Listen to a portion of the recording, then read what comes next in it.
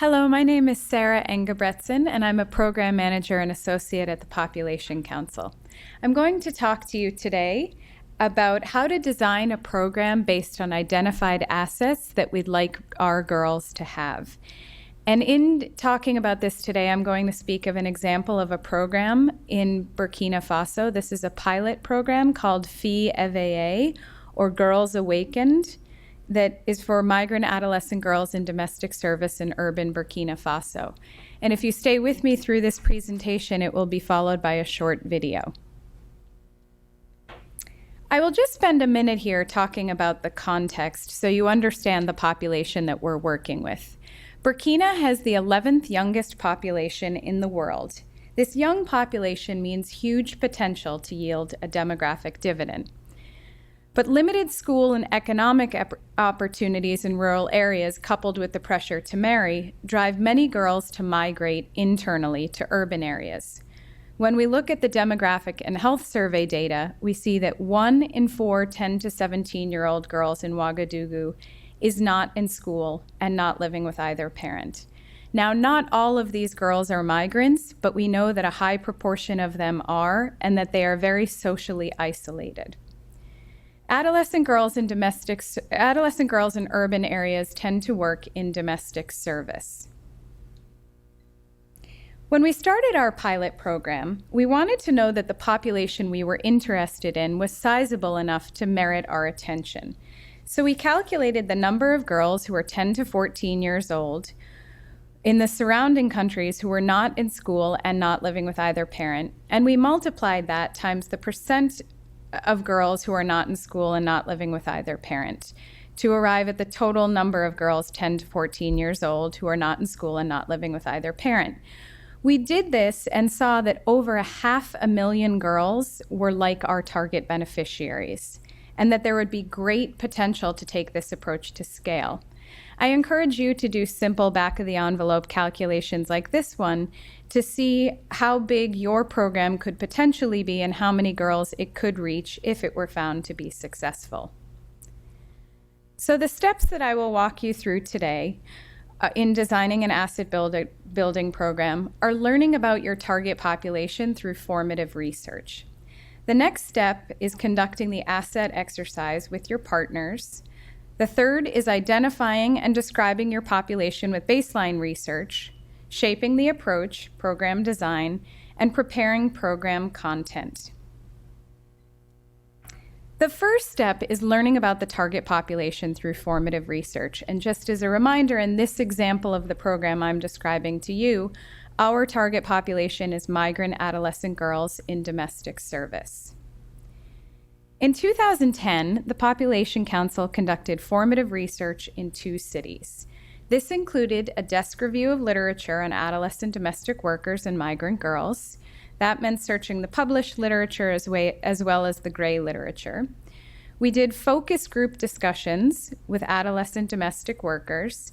And here I think it's worth saying that because this was the population we were interested in, we started by talking to them rather than just talking to everyone around them who makes decisions in their lives.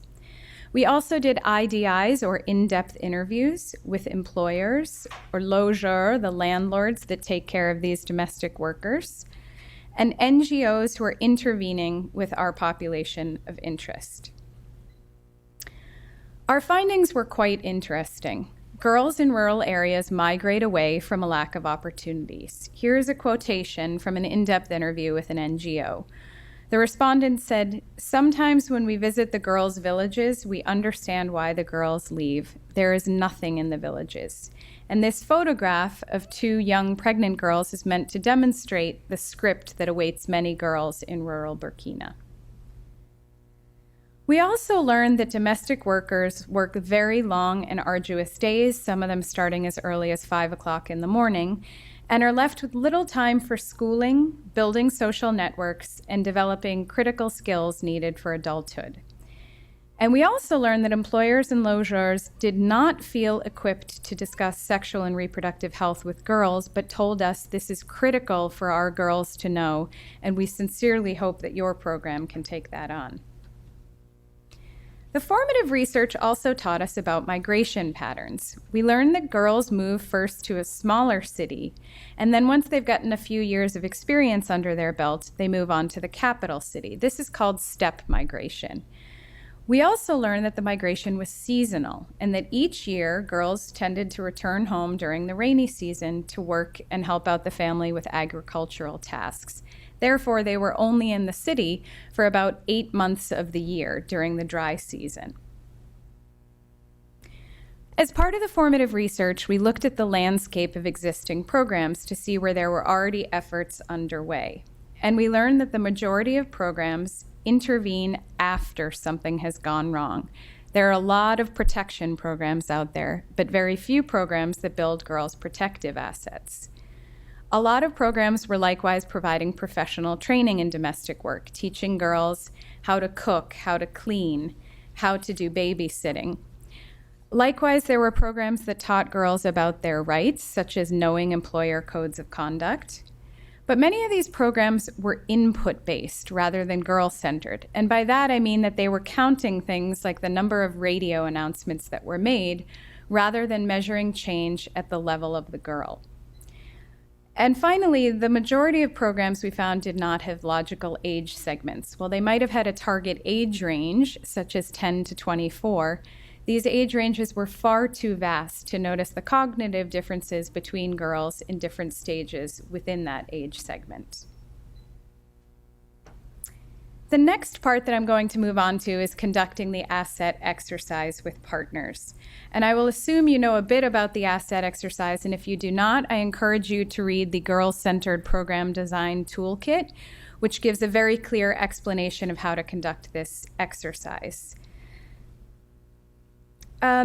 Essentially, here is a photograph of us conducting the exercise, and as a brief overview, it is meant to show by what age girls need specific assets. And when I say asset, I mean stored skills, knowledge, and things that they are capable of doing by specific ages. For example, a financial asset could be knowing the minimum age and the rules at the local bank for opening a bank account.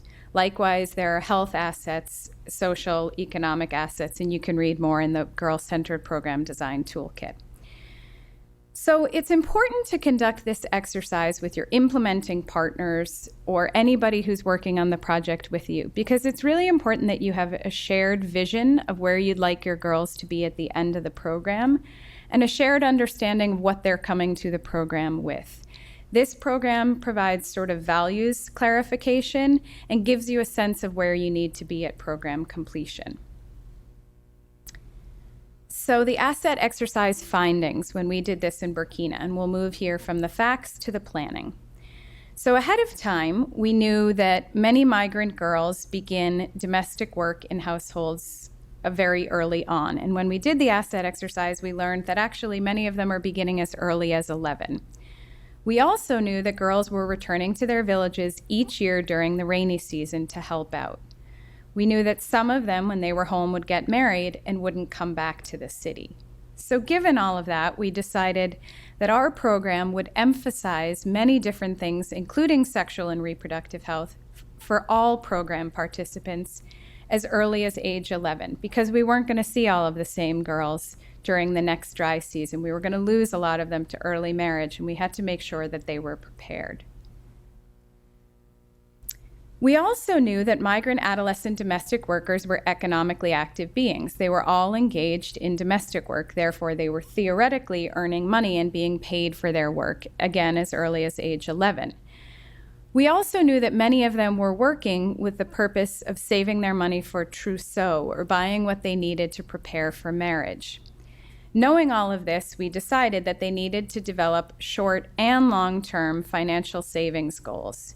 And we also knew that they needed to become familiar with formal and informal savings mechanisms if they were going to be looking ahead. The next step that I will talk about is identifying and describing your population with baseline research. Here we conducted a baseline survey to learn about the target population that could help us solidify our program approach as well as the program content. And here are just a few highlights from the findings. The first thing we learned about was the context of migration. We learned that internal migration is far more common than international, and this has been found to be true in the literature for females. 94% of our participants were born in Burkina, but 100% of them reported being a migrant or not living in the place where they were born. And the remaining 6% were from neighboring Mali and Côte d'Ivoire. Girls are extremely mobile. More than 6 in 10 girls reported living in their current neighborhood for less than 1 year. And this taught us that girls were likely very unfamiliar with their surroundings because of this residential mobility. We also learned that girls report moving for economic reasons. 2/3 reported moving to the city for work, for example. The next thing we looked at was social capital and life skills. Not surprisingly, migrant girls are highly socially isolated. 94% of our girls were not members of any social groups. This indicated to us that the program that we would launch might be their only opportunity to build social capital and socialize with other females. We also learned that girls had a poor sense of self. They were given a ladder with different rungs and asked to report where on the ladder they felt on that particular day. And almost half reported having very low perceived power or being on the bottom rung. So we knew that self-esteem was a particular problem for the girls in our program. Likewise, we learned that girls had difficulty interacting with others. The majority reported feeling weak and timid in the presence of others, something that can certainly put them in a vulnerable position when living in somebody else's household. The next thing we learned about in our baseline research was the health and sexual and reproductive health of our girls. Migrant girls were entirely unaware of the steps that they could take to improve their health. Only 1 in 10, for example, knew that a girl could perform a breast self-exam, and that was indicative of them not knowing that they could manage their own health and be in charge of their own health. Migrant girls likewise lacked critical SRH knowledge. Only 1% knew when during the menstrual cycle a girl could get pregnant, and more than 1 in 4 thought that marriage protects against HIV, which is a particularly chilling fact in a country with such high rates of early marriage. The next thing the baseline survey looked at was financial capabilities. And here we were actually quite surprised because 58% of the girls in Burkina have not been to school, so we assumed that they would have very low levels of financial literacy, but 90% of them responded correctly to an addition question. And we attribute this to the fact that they are economically active beings. They are going to the market to purchase things for their households, and they're constantly using money so that they actually already have had some experience with numeracy. We also learned that girls are saving. 82% reported saving their money, and 62% of whom said that they did so regularly. 2/3 of girls reported having a long-term savings goal, but surprisingly less than 50% reported having a short-term saving goal. This seemed very surprising because we always think of adolescence as having a short horizon, but in fact, many of the girls in our program were thinking about the long-term goal of marriage and preparing for marriage. We also looked at girls' access to services and learned that migrant girls lacked knowledge about the services available to them. And I'll just remind you that more than 6 out of 10 had lived in their current neighborhood for less than a year, so this is not entirely surprising. Only about 1/3 of them knew that girls like them could open a bank account at the local bank, and only 18% knew that girls who've been raped or harassed have a place to go. They were not familiar with psychosocial services that surrounded them. The next part of what I will talk about is shaping the approach, and this is really where this is the program design phase of the presentation. One thing you heard me say is that when we did our formative research, we learned that a lot of programs didn't have logical age segments. So we decided that our program would. Our target population is migrant adolescent girls in domestic service who are living in specific catchment areas, areas that we can point to on a map, In Bobo Dioulasso, these girls are 11 to 16 years old, and in Ouagadougou, they're 15 to 19. So why the difference in age? Well, you heard me mention earlier that the formative research showed that girls first move to a smaller city, and then when they have a couple of years of experience under their belt, they move on to a larger city.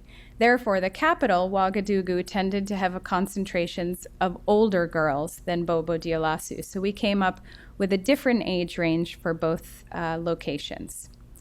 The core elements of the program were safe spaces for girls to meet, access to same-sex peers, and an older female mentor. In the context of our program, older mentor meant women 20 to 25 years old. Again, our target age range was 11 to 19. So we wanted mentors to be a little bit older so that girls had some leverage and someone they could look up to, but not somebody that was so much older that the girls in our program could not identify with them. So this is a bit about the program structure, the duration and dosing. Girls meet in groups of about 25. The meetings are held once a week on Sundays for 2 hours. So why Sundays? The formative research showed that these girls are incredibly busy doing domestic work for their households and that their only day of rest was Sunday. So we wanted to make sure we didn't set the program up on a day when there would be conflicting demands on the girls' time. The program is designed to be 30 sessions over a period of 8 months, corresponding with the dry season. So again, you heard me say that girls are living in the cities and working in the cities during the dry season. So we wanted our program to take place during that time so that girls could follow it start to finish before returning home to help the family during the rainy season. And here you see a bit of our design. We do a pre-test. The program begins in November. It ends in June, and then we do the post-test. And this is repeated with several cohorts. The next part of program design that I'd like to talk about that is incredibly important is community engagement and recruitment.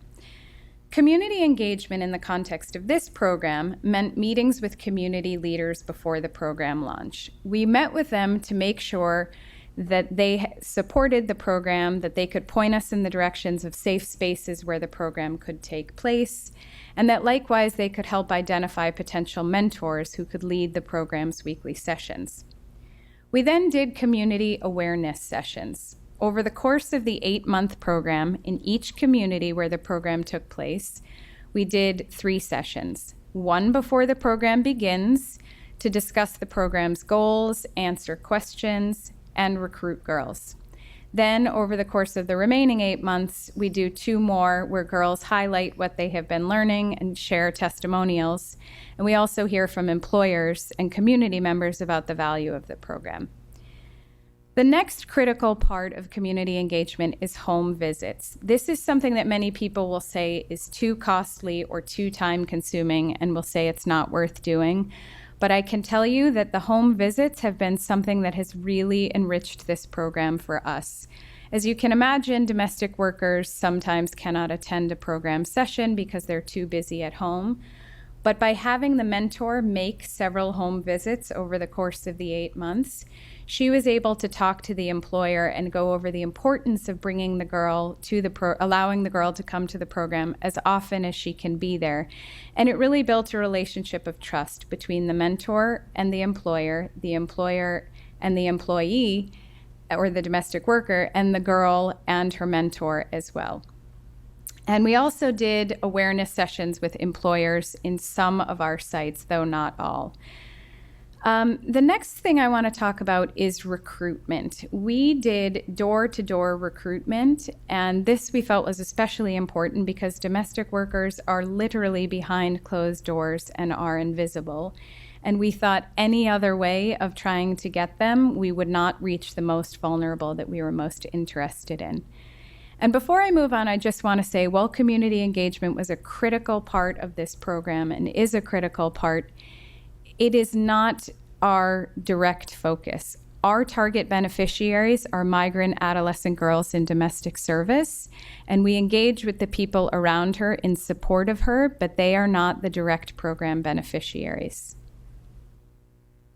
So the program goals. We set out to improve social capital and to build girls' assets in a couple of key areas, including life skills through inter and intrapersonal skills, health and hygiene, sexual and reproductive health, financial capabilities, and also giving girls the option to enter school and learn French. This is something that we heard again and again from the girls that they wanted. Finally, a goal was to link girls to services available in their neighborhoods. I'm now going to move on to talk about preparing program content. Preparing program content seems like a daunting process to many, but actually it's a pretty logical process. It begins by having you select content themes. And while many programs see the multiple needs of their participants, it isn't realistic to take on 8 different themes or domains that you will cover in your program. Think about what your girls need most and what you're most uniquely qualified to give them, and then drill it down to a few specific themes. For example, sexual and reproductive health and financial capabilities factored among 4 domains that our program selected. The next thing that you want to do is think about why this theme is important for your population. Why is this something that they need, or why is it something that they don't have yet? And then you want to think about where they have background knowledge. You heard me say that our girls had higher than expected numeracy skills, so we knew that the financial capabilities portion of the program didn't have to dedicate too much time to numeracy because girls were generally already doing pretty well in that area. The next thing you want to do is to research what program content exists already. And in many cases, there's a lot out there and you do not need to reinvent the wheel. Towards the end, I'll share some suggested reading, and it will give you a sense of a few areas where you can turn.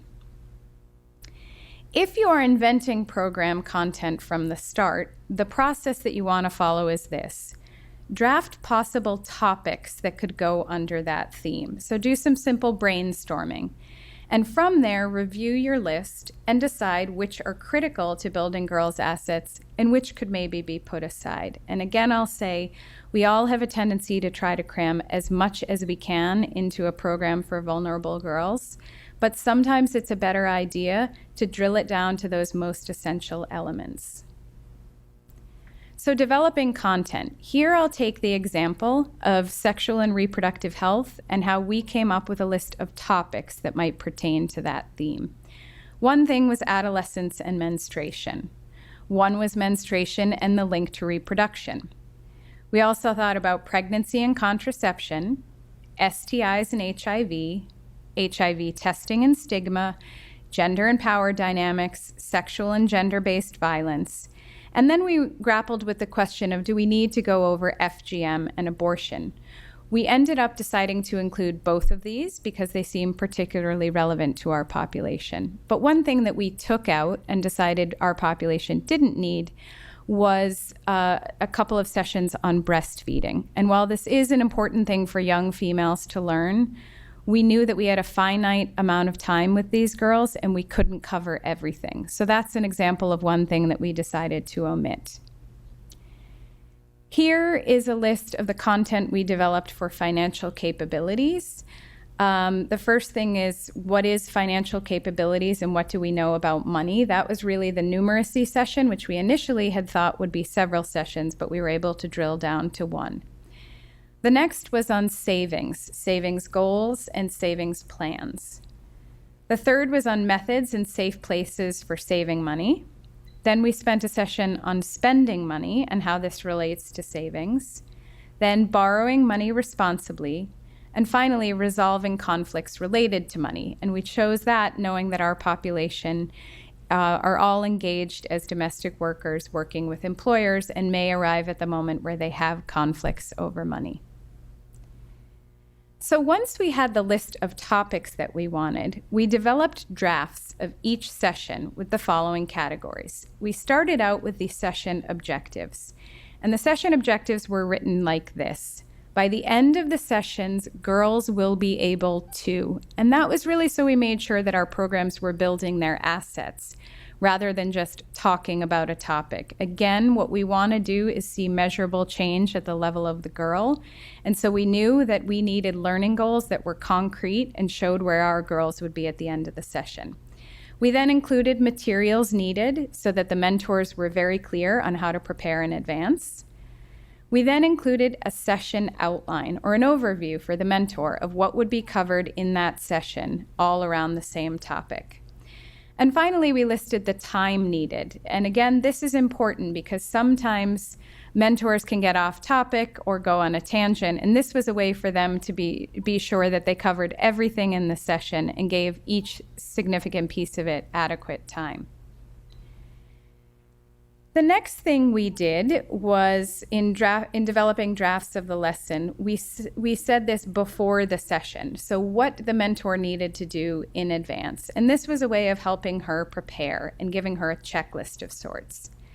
We also knew that our mentors did not have a whole lot of knowledge on some of these topics. So we had a background section. And this is where our mentors were able to do a little more reading than what they ultimately needed to be sharing. But it was a way to make sure that they themselves were familiar and comfortable going over a specific topic.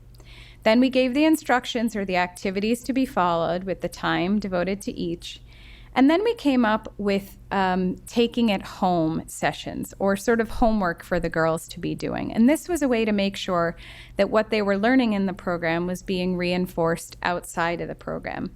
Likewise, we told the mentors about planning ahead so that they knew that if 3 weeks from now we're going to have a suggested visitor, then we really need to get in touch with that visitor today and to start to plan that. I would also say with program content that it's really important to remember to use interactive techniques. This lecture style is not something that has worked for adolescents and is not going to be enticing and is not going to be something that's going to keep them in the program. So we vary the methods of instructions in this program. For example, a lot of the activities involve brainstorming and drawing on girls' background knowledge. Other parts include personal stories where we share fictional characters and their hypothetical situations, but it's really based on what girls like them are experiencing. We also share a lot of pictures. Our population is not literate, but it is a way to start the conversation with girls. There are many group discussions to get them learning how to express themselves in front of others and be comfortable communicating. Mini lectures where the mentor will spend a few minutes sharing new knowledge on a topic. And a lot of role plays. We found this to be a really great way to engage girls. And finally, we have included visits from providers in the community. So this may mean bringing a nurse at the local clinic to the program, if not bringing the girls to the clinic, or, for example, bringing a financial service provider from the local bank to come and talk about financial services that bank includes. And these varied methods of instruction, I think, make for a very rich program. So here I will just share with you some suggested reading. This has really only been the beginning of a discussion about how to build a program that sets up girls' assets, but I encourage you to read a Population Council toolkit that was created by Annabelle Irolkar. It is available in English and French, and it's how you make the links between research and program design, and I think it will be very useful. It's all one curriculum. Many of you have likely heard of this, but it is curriculum guidelines that is rights-based and gender-based, and we drew a great part of our curriculum from this program. I've also shared our mentor curriculum guide along with the link in case you'd like to see it. Our curriculum is almost 200 pages. It's actually quite rich.